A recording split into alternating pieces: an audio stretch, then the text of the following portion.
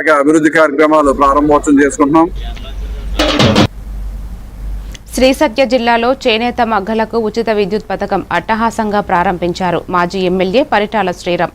వార్డులో నిర్వహించిన ఈ కార్యక్రమంలో లక్ష్మీనగర్ చేనేతలు, మండల టీడీపీ నాయకులు, హ్యాండ్లూమ్ అధికారులు పాల్గొన్నారు. చేనేతలకు ఉచిత విద్యుత్ యూనిట్ల పత్రాలు అందజేయబడిన ఈ పథకం ద్వారా నెలకు హ్యాండ్లూమ్ యూనిట్ల 200, పవర్లూమ్ యూనిట్లకు 500 యూనిట్ల విద్యుత్ ఉచితంగా అందుతుందన్నారు.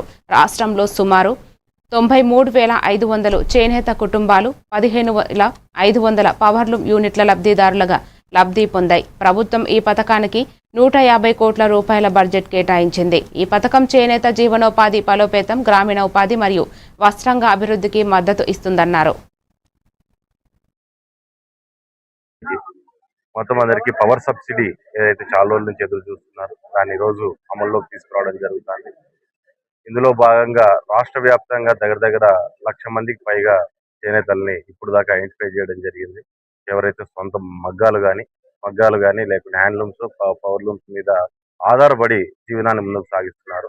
అందులో హ్యాండ్లూమ్స్ వారికి 200 యూనిట్లు పవర్ సబ్సిడీని, పవర్లూమ్స్ వారికి 500 యూనిట్లు పవర్ సబ్సిడీ, అంటే దగ్గర 200 యూనిట్లు అంటే 8,000 రూపాయలు. భరోసాగా ఉన్నాము అనే ఒక నమ్మకాన్ని చంద్రబాబు నాయుడు గారి కుటుంబ ప్రభుత్వం అనేది చేనేతలకు ఆ ధైర్యాన్ని ఇవ్వడానికే ఇటువంటి కార్యక్రమాలన్నీ చేపట్టడం జరుగుతుంది.